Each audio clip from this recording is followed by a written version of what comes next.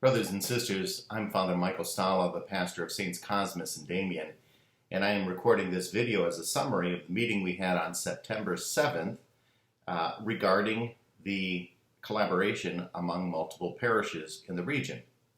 So I thought I'd give a little summary, especially for those who weren't able to make it. We met around noon and we had lunch. It was a simple lunch. I had some pizza available for people. We did a little survey beforehand. The idea of the survey is I'm working on my doctorate of ministry, and I want to be able to show that people go from one stage to a second stage, that they've actually learned something in the process. So there were basic questions about the new evangelization. I do intend to use the same questionnaire for those who missed that meeting at the next meeting that's coming up on the 21st. Then we went on to explain that the meeting was being recorded for the purpose of my studies and for their responses so that I could be accurate about them. I then took a break for lunch, and after that I gave my presentation. My presentation had to do with the basic concept that we're working on. It would be great if a number of parishes in the area could work together. I gave out a handout explaining the parishes that I suggested would work together. These parishes collectively I call the Oasis. It was a word that came up when we gathered as a number of people in the area and prayed together about where we felt God was leading us in the area. And I had invited a number of people from your pastoral staffs. And they came, and when we prayed, one of the words that jumped out at me was the word oasis, that people are thirsty and they were looking for a place to be nourished. And so I grabbed that word and I called us collectively the Oasis. The parishes that are involved in my Doctorate of Ministry program are Holy Angels in Bainbridge, Our Lady of Guadalupe in Macedonia, St. Rita's in Solon, Resurrection in Solon, St. Barnabas in Northfield, St. Mary's in Hudson, and Saints Cosmas and Damian in Twinsburg.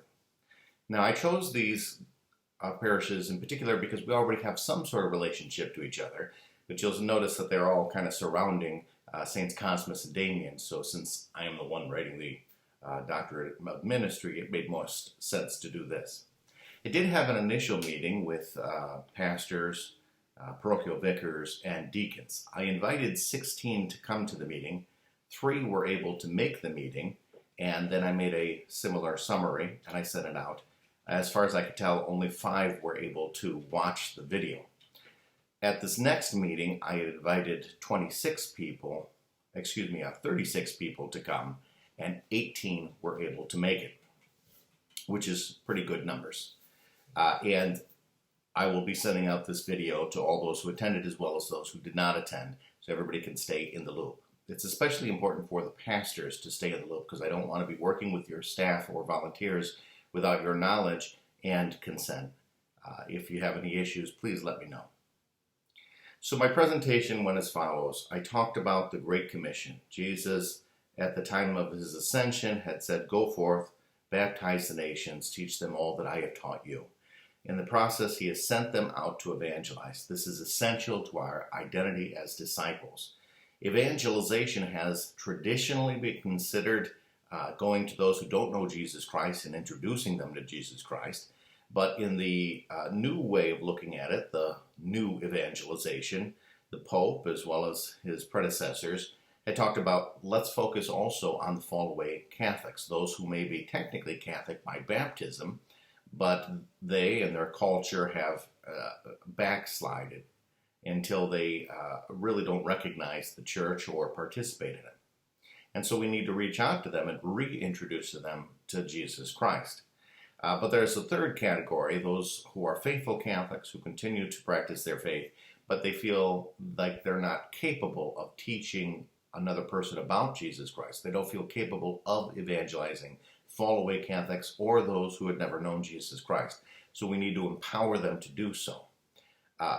I find that not all Catholics are equal. Some really know their faith and are highly motivated. Others marginally motivated. And others might be motivated, but they don't have the tools. They don't know much about their faith, or they mix it together with Protestant teachings and cultural teachings. So what we're hoping to do is develop our Catholic base so that they can help us with the new evangelization. In my understanding, there's a kind of a series of steps that people would take in order to develop into mature Catholic disciples.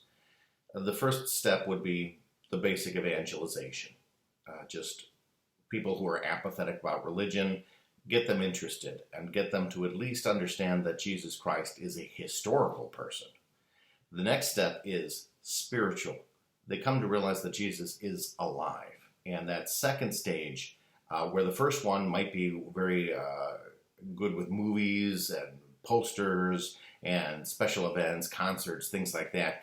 The second one really was better in a retreat setting, an encounter with Jesus Christ, to recognize that Jesus is alive today and is concerned with me, and help them develop a trust with Jesus. And there's a lot of Catholics who had been born and baptized and raised in the Catholic faith who somehow skip that step, and they feel like they're lacking something. So we have to reach out to them and say, let's help them with that step.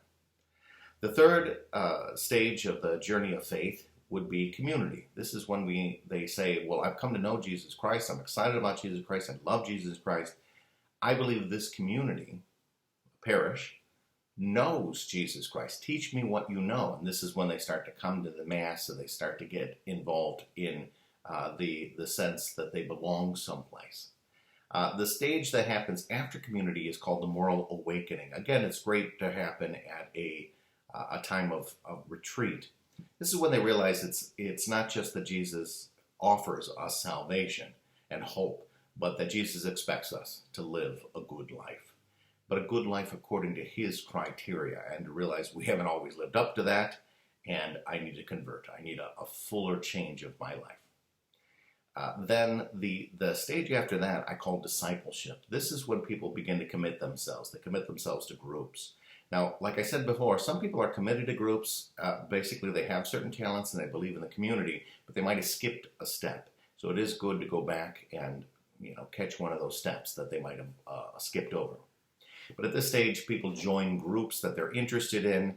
Hopefully, it's at this stage less about just being there to be entertained or to receive information, as much as a commitment to say, I will do something with this. I am preparing and training and growing in my faith. The last stage is called missionary, and this is when you go to a place where you have no business being, except that God sent you. So you might, in discipleship, go to a number of ministries that you are interested in. In mission, you go to where the need is. You feel God's prompting. You have learned how to discern in your prayer life, God is asking me to do this. And another way of thinking about it is a missionary is one that believes God has given me a great gift and that you are worth sharing this gift with. So it's a person who goes out. Sometimes it's outside of their normal circle. Sometimes it's outside of their parish. Sometimes it's outside of the diocese. And so we find ways to do this. My hope is if we could identify where people are in their stages of the journey of faith, we could help them to develop using the various ministries in our parishes. Each ministry and retreats and catechesis might help somebody take a small step from one stage to the next. And if we could just help people just focus on that one step rather than I want the whole population to go to the seminary or something like that. Let's just try to get them one little step forward. And so if we identify with somebody that they are at a certain stage, then we could probably identify a ministry which would help them to take that one step and get them involved, connect those dots. If we're honest with our parishes, we might find that we don't have all the ministries, or at least not the quality of ministry, available at every single stage. Some of our ministries are highly developed and stellar, and some of our ministries are challenging. We work with volunteer base. Volunteers come and go. People who used to do it for years have passed away. And so what we're looking to do as a sense is it's almost like an assembly line. I want to take the person where they're at and say, this is the next piece you need to fully develop.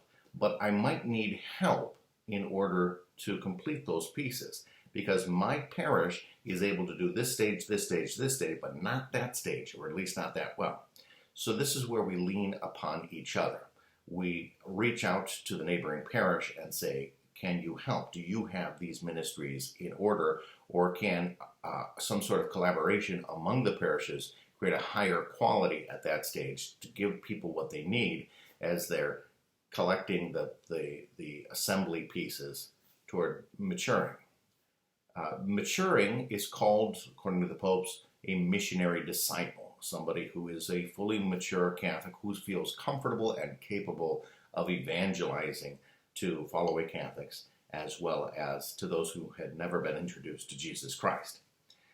If the parish is helping people in that development, we need to break from our parochialism to say, we don't have to do this alone. And there might be some ministries that are better than others. Now, I gave out other papers that would kind of help with the principles of the new evangelization. That was one of the papers that I gave everyone. I also gave them stages of the journey of faith, as well as a brief description and maybe some identifying features. So if you were talking to someone, you would be able to figure that out and say, this is the stage you're at, and this is the kind of ministry that I think would be helpful for that. And I also gave out the tasks of a new evangelization parish, which is something that I suppose isn't meant to be taken like in order you have to do this, but to realize that it's a daunting task. There's a lot of things that we would have to do in order to be a parish fully capable of developing a person from the first stage all the way through the sixth stage, if we didn't have each other to lean on.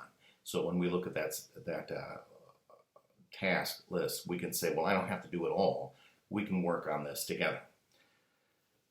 Some might say, do you really expect me to interview every single parishioner and to figure out what stage in the journey of faith they are? Yes. And in fact, not just your parishioners, not just the ones who show up. It's the 2/3 that don't show up, and everybody in your parish boundary. So you could say, well, that's just impossible. How could I ever do all of that? Right. This is where we need to at least start somewhere. So this project is about initial collaboration to help to develop a few missionary disciples.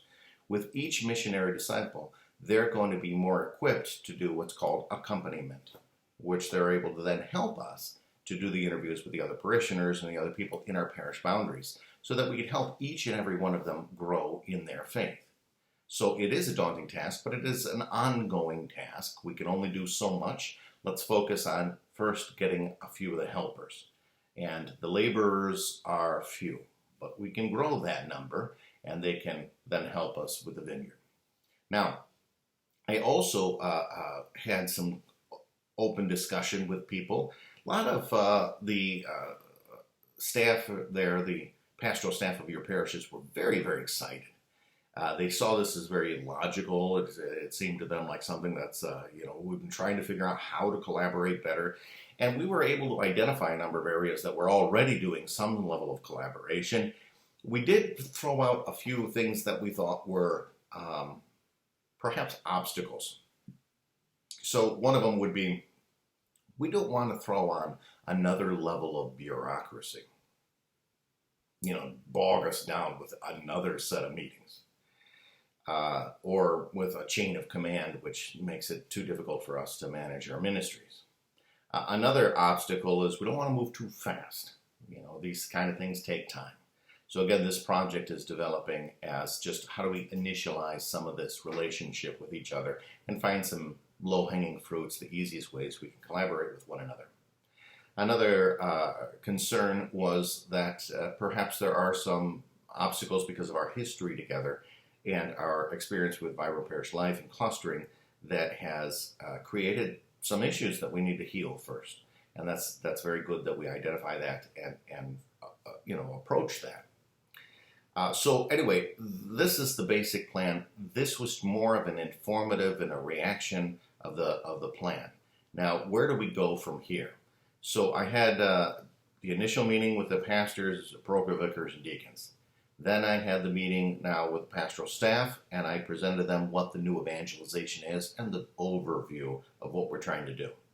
The next meeting that we're going to have on September 21st, and it'll be over at the Twin Haven here at St. Cosmas and Damian, is going to be focused on, let me give you the model of the missions that I experienced as a missionary in El Salvador, and show you how that worked and how I think that might be a very good model for us to look at. By the end of that next meeting, we're hoping to identify what ministries, in particular what heads of ministries, the volunteers and key staff, that we're going to invite to the follow-up meeting from that. And the purpose of that is to start brainstorming some ideas of how logistically it might work for us to collaborate in certain ministries around evangelization. Now, evangelization is pretty all-encompassing, but we're going to try to identify what's the lowest hanging fruits and say, hey, this is who we want to invite and work on this together. My thought about that is collaboration looks differently depending on the ministry, the makeup, things like that. It would be great if every parish within the Oasis had a relationship with at least one other parish. We don't have to do all things together. It's not like we're going to join all the RCIAs together. But I'd like us to at least start bridging one parish to another in some meaningful ministerial way for the sake of evangelization. And that collaboration might look like best practices, put all the heads of those ministries in the same room and let them learn from each other. It might be to join forces and to say, okay, we're going to do Vacation Bible School together or something like that. It might look like, you're going to take your best speaker and they're going to do their talk twice, once in my place, once in your place, and vice versa. It might look like we offer multiple times. Here's the times that we offer adult studies. We'll do Tuesday, you do Wednesday, so that our parishioners have choices on what days they can come, and we'll coordinate our schedules so that there's no gaps. And on and on and on. There's lots of ways to do collaboration. So what we'd like to do at the next meeting is just talk about the missions on September 21st and how I think that model might help us. And then the following meeting in October with the heads of ministry to talk about logistically, practically, what would collaboration look like? So at the next meeting, we're hoping to identify which people to invite to the fourth meeting. Well, I thank you so much for your attention in this, and I will be sending out to you also copies of the paper that I gave to everybody. All right, God bless you.